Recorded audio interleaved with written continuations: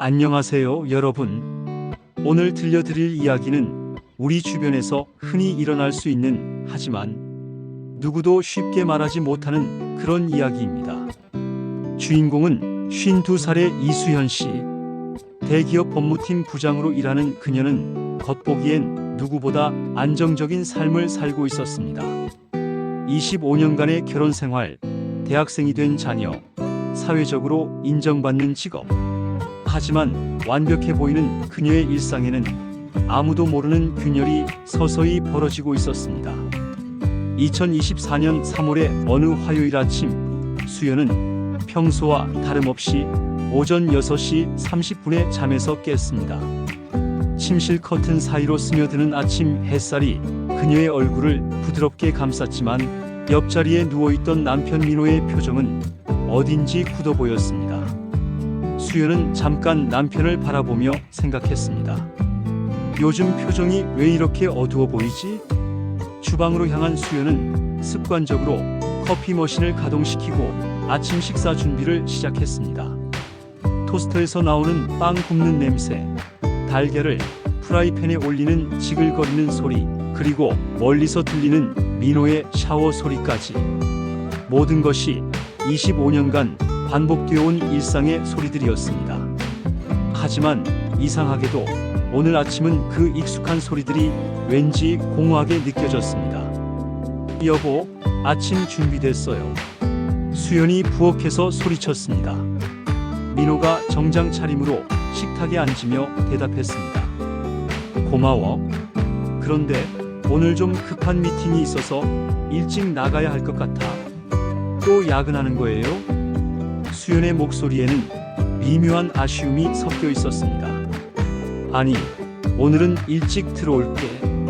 그런데 민호의 휴대폰이 부르르 진동했습니다. 화면을 확인한 그는 잠깐 미간을 찌푸렸습니다. 수연은 그 순간을 놓치지 않았습니다. 25년을 함께 산 아내의 본능이었을까요? 민호의 표정 변화, 메시지를 확인할 때의 미묘한 긴장감, 그리고 평소보다 빨라진 식사 속도까지. 모든 것이 어딘지 부자연스러웠습니다. 무슨 메시지예요? 수연이 자연스럽게 물었습니다. 아, 회사 일이야. 별거 아니야. 민호는 휴대폰을 재빨리 주머니에 넣으며 대답했습니다. 하지만 수연에게는 그 별거 아니야라는 대답이 오히려 더 의심스럽게 들렸습니다. 오전 9시, 수연은 자신의 사무실에서 하루 일과를 시작했습니다. 대기업 법무팀 부장이라는 직책답게 그녀의 책상에는 각종 계약서와 법률 검토 자료들이 가득했습니다. 하지만 이상하게도 오늘은 집중이 잘 되지 않았습니다. 아침에 본 민호의 표정이 자꾸 머릿속에 맴돌았기 때문입니다. 점심시간이 되어 동료인 준호가 사무실로 찾아왔습니다. 50살의 준호는 수연보다 2살 어린 동료로 법무팀에서 함께 일한 지 벌써 7년이 넘었습니다. 그는 수연의 가장 믿을만한 직장 동료이자 때로는 인생 조언자 역할도 했습니다. 수연 부장님, 오늘 표정이 좀 어두워 보이는데 무슨 일 있으세요? 준호가 관심 어린 목소리로 물었습니다. 수연은 잠깐 망설이다가 솔직하게 말했습니다. 별건 아닌데 남편이 요즘 좀 이상해 보여서요. 뭔가 숨기는 게 있는 것 같은데. 아, 그런 느낌 있으시구나. 저도 가끔 아내한테서 그런 느낌 받을 때가 있어요. 그런데 생각해보니까 제가 먼저 뭔가 숨기고 있을 때가 더 많더라고요. 준호가 웃으며 대답했습니다. 하지만 수연의 불안감은 쉽게 사라지지 않았습니다. 25년 결혼 생활에서 느껴본 적 없는 이상한 예감이 그녀를 계속 괴롭혔습니다. 그날 저녁 수연은 평소보다 일찍 집에 도착했습니다. 거실은 조용했고 민호는 아직 퇴근하지 않은 상태였습니다. 그녀는 부엌에서 저녁 준비를 하면서도 자꾸 시계를 확인했습니다. 평소 민호는 오후 7시쯤이면 집에 도착했는데 이미 8시가 넘어가고 있었습니다. 8시 30분쯤 현관문이 열리는 소리가 들렸습니다. 민호가 들어오자마자 말했습니다. 미안, 갑자기 중요한 미팅이 생겨서 늦었어. 무슨 미팅이었어요? 수연이 자연스럽게 물었습니다. 투자 관련 얘기였는데 좀 복잡한 문제야. 민호의 대답은 어딘지 애매했습니다. 저녁 식사를 하면서 수연은 민호를 자세히 관찰했습니다. 평소보다 말이 적고 뭔가를 생각에 잠겨있는 모습이었습니다. 그리고 휴대폰을 확인하는 빈도가 평소보다 훨씬 잦았습니다. 여보, 요즘 일이 많이 힘드세요? 수연이 조심스럽게 물었습니다. 그냥 회사에 좀 복잡한 일들이 있어서 곧 정리될 거야. 민호는 여전히 구체적인 답을 피했습니다. 그날 밤 민호가 샤워를 하는 동안 수연은 우연히 그의 서재에 들어가게 되었습니다. 책을 빌리려던 참이었는데 책상 위에 놓인 수첩이 눈에 들어왔습니다. 평소 민호가 일정 관리용으로 쓰는 수첩이었습니다. 수연은 잠깐 망설이다가 수첩을 펼쳐봤습니다. 3월 15일 마이너스 지은과 미팅, 오후 3시 종로구 인사동 카페.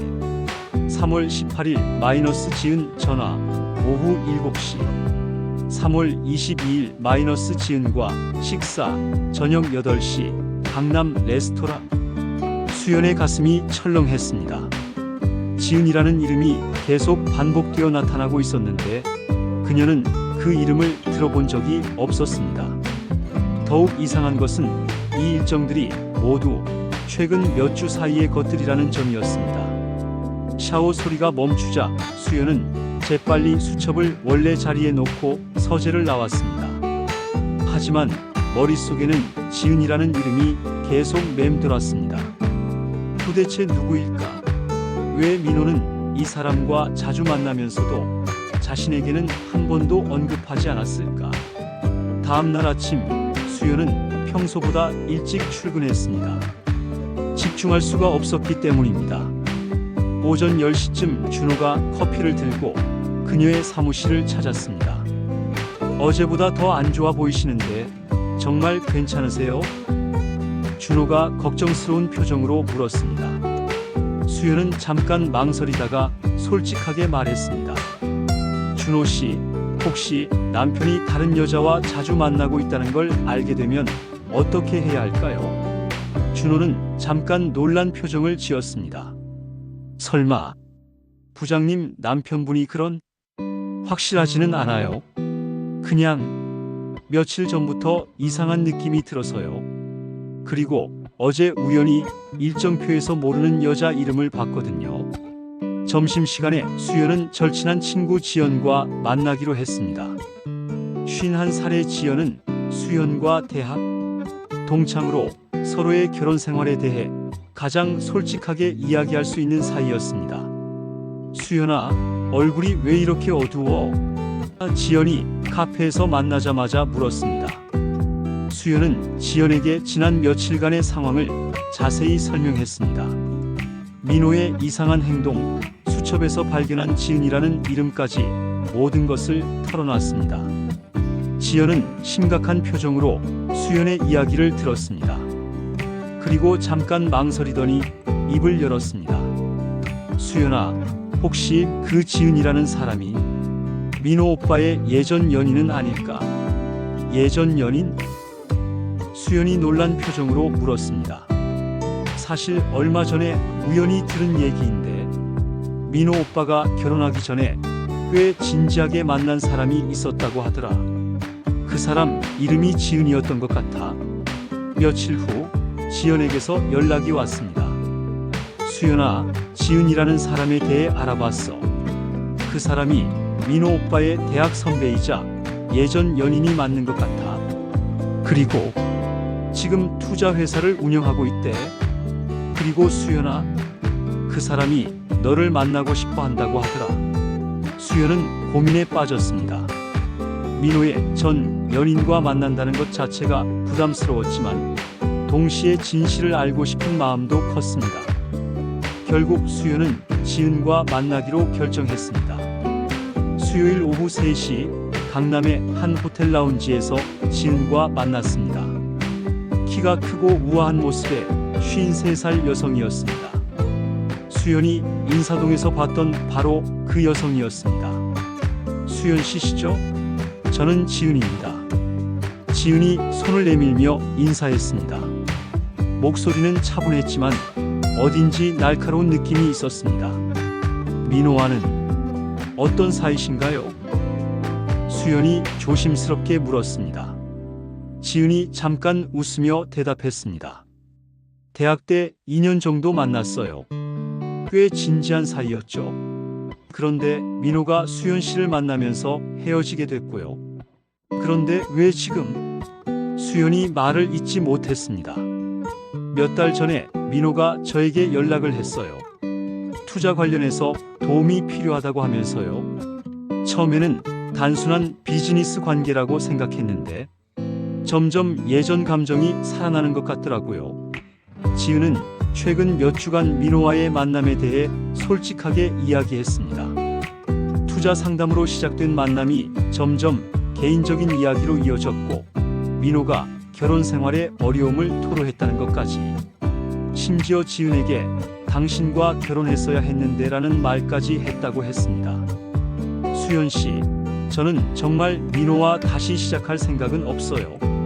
하지만 이 상황을 그냥 두면 더 큰 문제가 될 것 같아서요. 지은이 진심 어린 표정으로 말했습니다. 집으로 가는 택시 안에서 수연은 눈물을 참을 수 없었습니다. 25년 결혼 생활이 순식간에 흔들리고 있었습니다. 그날 저녁 민호는 평소보다 늦게 집에 왔습니다. 수연은 잠깐 망설이다가 입을 열었습니다. 여보, 우리 얘기 좀 해야 할 것 같아요. 민호의 표정이 순간 굳어졌습니다. 무슨 얘기? 지은 씨 얘기요? 수연이 조용히 말했습니다. 그 순간 민호의 얼굴이 하얗게 변했습니다. 지은을 어떻게 알게 됐지? 그게 중요한 게 아니잖아요. 왜 나한테 말하지 않았어요? 민호는 한참 동안 말이 없었습니다. 미안해. 처음에는 정말 투자 상담 때문이었어. 회사가 어려운 상황이라서. 회사가 어렵다고? 수연이 놀란 표정으로 물었습니다. 몇 달 전부터 자금 문제가 있었어. 그런데 은행에서 대출이 막히고 그래서 지은에게 도움을 요청한 거야. 그렇다면 왜 나한테 말하지 않았어요? 나도 법무팀 부장이고 이런 문제들을 도와줄 수 있었잖아요. 그날 밤 두 사람은 결국 큰 싸움을 했습니다. 25년 결혼 생활에서 이렇게 큰 소리로 다투기는 처음이었습니다. 다음날 수연은 준호에게 모든 상황을 털어놨습니다. 부장님, 이건 단순한 오해가 아닌 것 같은데요. 신뢰의 문제예요. 회사 문제에 대해서는 제가 도와드릴 수도 있고요.